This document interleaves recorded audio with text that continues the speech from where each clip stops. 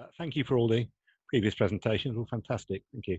Anyway, to combat the threat of climate change, we obviously need to secure clean, safe, affordable, sustainable, low-carbon electricity. We can achieve this with a set of technically and economically viable renewable options, and also some argue nuclear power. However, the nuclear industry is in trouble. Its share of electricity generation is declining, along with investment as costs mount. Investment in renewable source and the unsolved problem of what to do with the waste recently make nuclear power look like yesterday's solution to today's problem. I've got some graphs here of the decline in nuclear power. I'm going to whiz through them, but they will be available later. But we can see at the end of the graphs, basically nuclear is on a downward slope. And these are as well, some of these graphs are about 6 years old. So the current state of play is probably worse for nuclear. So you can just see at the end, little dip. And then we've got the latest, which is Hitachi pulling out of the of another nuclear deal. Of the 6 designated sites for UK nuclear plant, 3 have been abandoned, 2 are in doubt, and only Hinkley Point C is under construction, albeit subject to escalating costs, time slippage, and security concerns about Chinese involvement. Standard & Poor's, the global credit rating agency, sees little economic rationale for a new nuclear build in the US or Western Europe, owing to massive cost escalations and renewables cost competitiveness, which would lead to a material decline in nuclear generation in those countries by 2040. The National Audit Office has also said that the economic case for new nuclear at Hinkley Point C was both very risky and expensive for the UK taxpayer and energy consumer. Meanwhile, the National Infrastructure Mission reported that new renewable energy represented the least cost for customers. We need to be carbon neutral as soon as possible. So it's worrying that EDF admits that it will take 20 years after Sizewell C starts construction, if it ever does, to pay off its own carbon bill. Not only that, but the UK Institute of Mechanical Engineers has voiced concerns that projected sea level rise could significantly redraw the map of the UK, as well as power station sites such as Sizewell. Let's also not forget, and this is the big killer for nuclear as far as I'm concerned, electricity generation accounts for 30% of the UK's emissions. Nuclear power generates at most 20% of the UK's electricity. So nuclear power in the UK cuts our CO2 emissions by 6%. That's 30%, 20% as it were. And that assumes nuclear power doesn't have a CO2 footprint, which it does. As I've listed here, you've got to mine the uranium, you've got to enrich it, you've got to build a nuclear power plant, deal with the waste. And they've got a bit there about CO2 equivalent emissions from the water vapor and heat they release, which I can go into more detail on later in the questions. So what's the nuclear industry going to do about all this? I couldn't resist, I'm sorry. Push small modular reactors for all they're worth. This is a sort of last chance saloon for nuclear power. The thought that if you make them smaller, make them out of standardized components, you can build them in factories and transport them easily to your location. They'll have reduced cooling costs, cooling requirements, be easier to refuel. You can locate them close to cities, so you'll cut down energy losses and the like. You often see these 2 diagrams whenever someone talks about modular reactors, as sort of artist's impressions, which have been doing the rounds for years. The one at the bottom, the sort of the big woodlouse, that's the Rolls-Royce design. And this is the one about the standardized components being wheeled in on the back of a truck. Yeah, I've got some theoretical advantages here: lower absolute capital costs, reduced construction risk, shorter construction times, reduced investment in the transmission network, etc., etc. They'll enable you to throw your voice and see through walls. I'm a bit cynical about this because this has been going on for years and years. People have been making these claims. However, the disadvantages, however small a nuclear reactor is, it still needs control systems. You still need people to look after it. You still need waste disposal facilities, etc. They're fixed costs.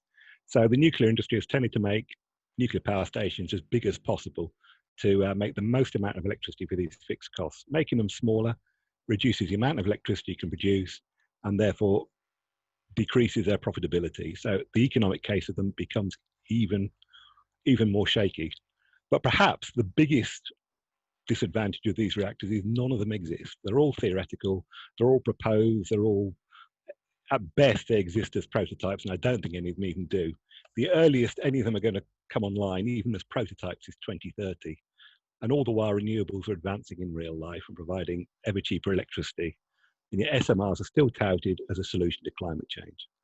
I mean, this disconnect has always existed. I've got a hero of mine, and a very unlikely hero is Admiral. These are some of the proposed designs. I mean, like I say, the slides will be available afterwards. I can explain what these are, but we haven't got several weeks to go into all the various ins and outs of them. These ones are the real fantasy land, the sodium cooled fast reactors and the molten salt reactors and so on and so forth. But all this sort of fantasy and dreaming has been going on for years. This is a hero of mine. This is Admiral Hyam G. Rickover, the father of the US nuclear navy. He was used to dealing with people throwing new and unproven nuclear reactor designs at him. So he's a bit of a hero of mine because in 1953 he came out with a paper sort of bemoaning his lot in life and how fed up he was with all this. He quoted about the academic reactor, which is basically what SMRs are at the moment.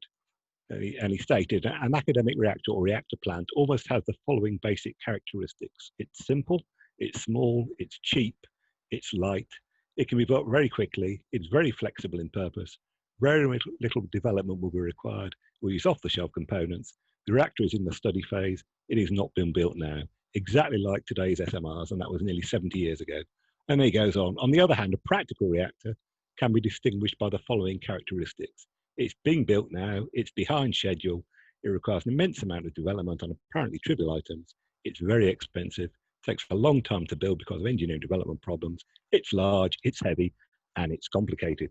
Exactly the same issues nuclear power has today. Nothing has changed. Thank you, Admiral.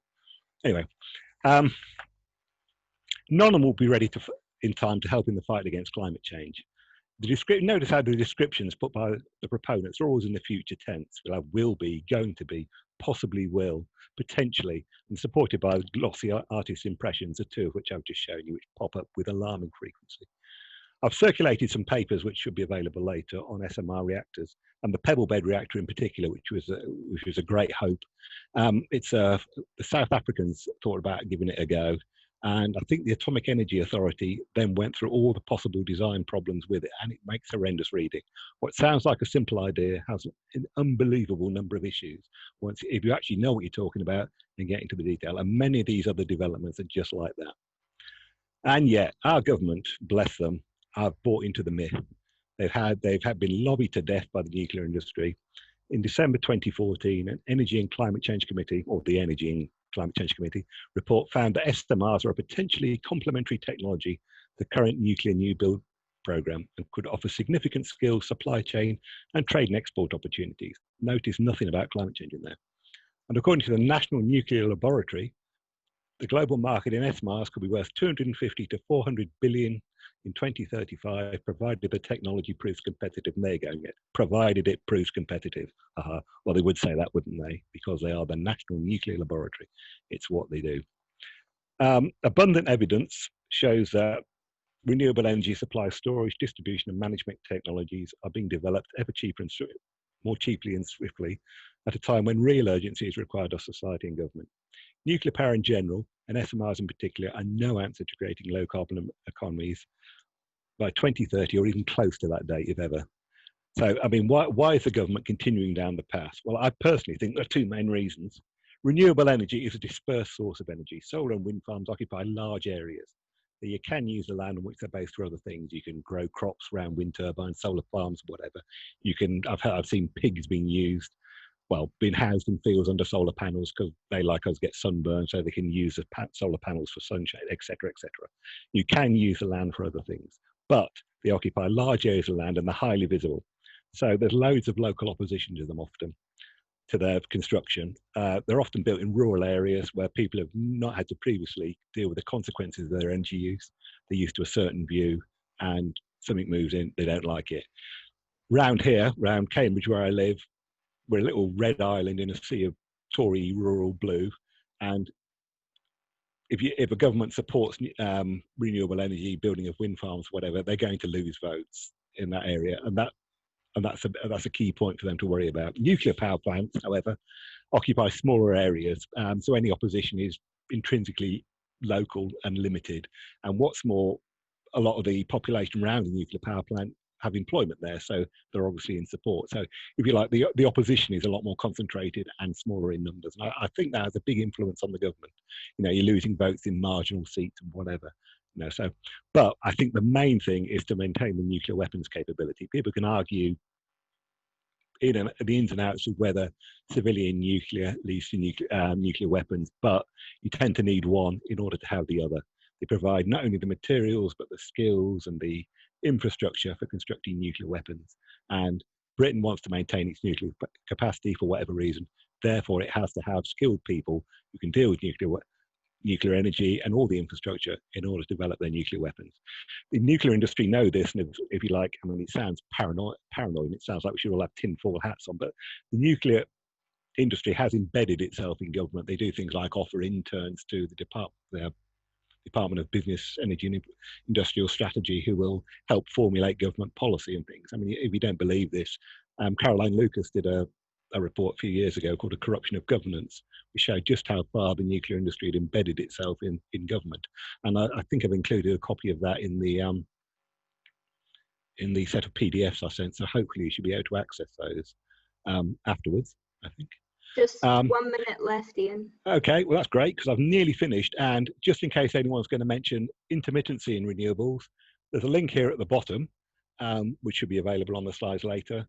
Which sort of debunks the myth of the intermittency of renewables, meaning they'll never replace fossil fuels or nuclear power. And I think I've also included a copy of it as well. So loads of background reading when you've got a spare week or so to sit down and do nothing else. Okay, me done. Thank you.